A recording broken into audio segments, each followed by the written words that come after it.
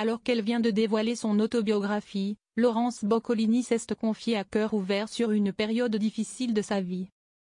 En 2001, Laurence Boccolini devient célèbre en animant le maillon faible sur TF1, diversifiant ensuite ses activités télévisuelles.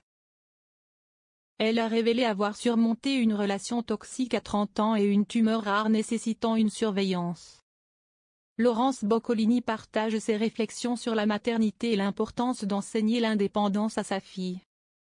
Laurence Boccolini est une animatrice et journaliste emblématique du paysage audiovisuel.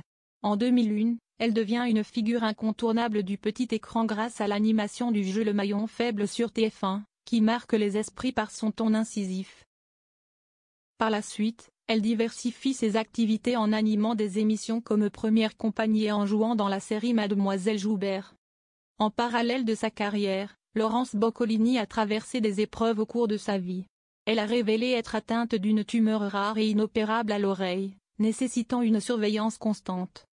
Laurence Boccolini a aussi révélé dans son autobiographie Showtime, Souvenirs du chaos, édition Kero, qu'elle avait été en couple avec un homme violent lorsqu'elle avait 30 ans. Dans une interview accordée à Télé 7 jours, elle s'est longuement confiée sur cette expérience douloureuse. À l'époque, elle n'avait pas vu les signes de cette relation toxique, c'était il y a très longtemps. J'avais 30 ans et je me suis retrouvée dans la même position que pour travail, si est à dire que je n'ai pas été là pour moi, a-t-elle expliqué. Et de poursuivre, je n'ai pas vu ce qu'il se passait et n'ai pas mis les limites au bon moment, a-t-elle révélé. Elle a toutefois précisé qu'elle n'avait pas été martyrisée comme d'autres femmes peuvent l'être. Mais elle a réussi à mettre un terme à cette relation, j'ai trouvé le courage de le mettre à la porte, a-t-elle conclu.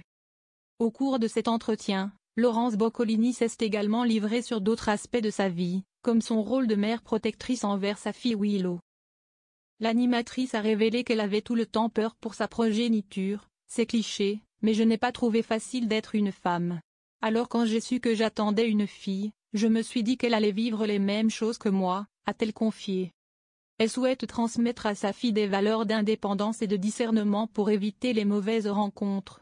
Je me suis consolée en me disant qu'elle n'était pas moi, qu'elle saurait aborder les choses différemment, et je l'y aide, a assuré la présentatrice. Et de conclure, je veux qu'elle sache que tout est possible, qu'elle n'est pas obligée de trouver un partenaire ou d'avoir des enfants.